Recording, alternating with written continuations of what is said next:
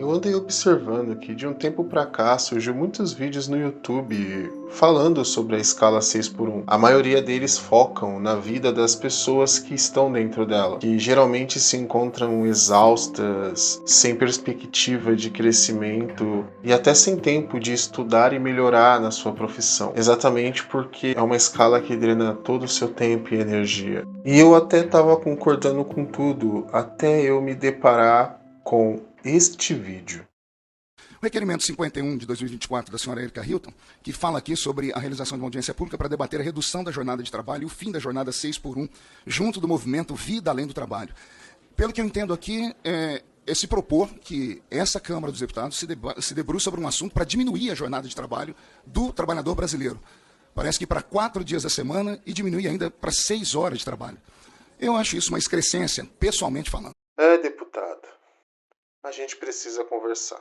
Sabe, é muito engraçado ver um deputado falando de emprego, e é uma coisa muito comum no Brasil, infelizmente. Principalmente porque a maioria deles sequer já pegaram no pesado uma vez na vida. E para piorar a situação, ele fez uma comparação um tanto quanto interessante, que realmente merece nossa atenção. Acho que o ser humano ele é digno do seu trabalho e todo trabalho dignifica o homem.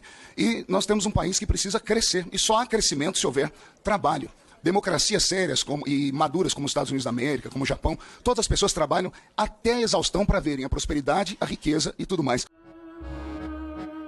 Nessa comparação, ele menciona que o trabalho até exaustão é o que faz um país crescer. Será mesmo?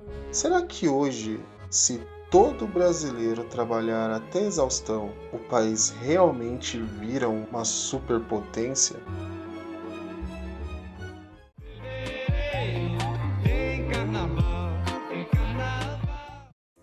Segundo ele, o Brasil é um país que precisa de crescimento econômico, como Estados Unidos e Japão. E sim, acho que ninguém aqui discorda disso. Todos gostaríamos de ter uma economia forte, segurança e educação. Porém, relacionar essas coisas boas com trabalhar com uma escala que ele mesmo sabe que leva até a exaustão não tem nada a ver com o crescimento de um país. E é ainda pior quando falamos de qualidade de vida. Quando se fala em crescimento econômico, temos que levar em conta vários fatores. Então, resumir o crescimento de um país a uma carga horária é o maior certificado de despreparo que um deputado pode ter. Eu mesmo poderia citar agora 4 pontos que, por mais que os brasileiros trabalhassem até exaustão todos os dias, não faria diferença nenhuma, pois quem deve administrar melhor esses 4 pontos é o próprio governo. Previsibilidade, industrialização, qualificação e empreendedorismo são pilares fundamentais para o crescimento de um país. A começar pela previsibilidade. Quando falamos de previsibilidade, estamos falando de segurança jurídica. Para um bom crescimento econômico, as leis devem ser claras, não só para as empresas, mas para a própria população. Olha o exemplo das novas taxas de importação. Durante um tempo na mídia, não se sabia ao certo de como funcionariam as taxas. E quando ela chegou, pegou todo mundo de surpresa. E ainda falando da parte da previsibilidade, como se pode ter uma previsibilidade de lucro, sendo que o governo gasta muito mais do que arrecada, quase sempre, tendo que emitir mais dinheiro e se endividando cada vez mais? Não importa se o brasileiro trabalhar de segunda a segunda, esse seria um problema que não seria solucionado com um puro trabalho duro, e sim com uma mudança de pensamento dos governantes. O outro pilar que segue uma história péssima no Brasil é a industrialização. Pois quando falamos disso, temos que lembrar que o Brasil começou a se industrializar tarde em comparação aos outros países e ainda por cima não foi uma industrialização nacional, e sim que dependia das empresas de fora.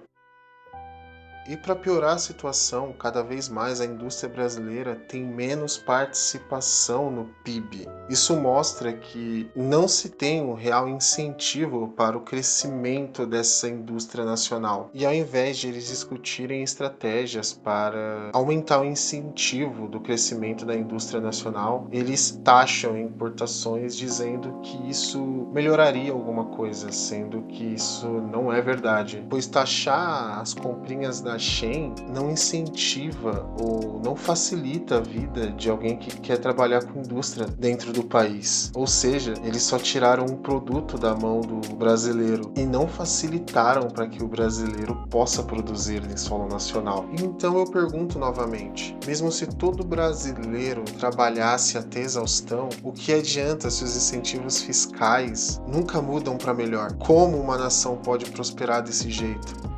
Falando um pouco de empreendedorismo, os países que ele citou no vídeo são países que incentivam a criação de novos comércios, diminuindo a burocracia e até mesmo isentando alguns impostos no início. Porém, na nossa terra amada, as coisas não funcionam assim. O mais comum é você ver vídeos de pessoas que abriram um comércio falando tão difícil e trabalhoso é só a parte burocrática. E até mesmo quando você tenta fazer um trabalho autônomo como Uber, já está vindo o risco da taxação, incluindo, eles até mencionaram uma forma de taxar o Pix para aquelas pessoas que vendem coisas na rua. Aí eu te pergunto, mais uma vez, como se tem um crescimento econômico desta forma, onde você não pode nem começar uma pequena empresa para melhorar a sua vida? Na verdade, você não pode trabalhar nem por conta.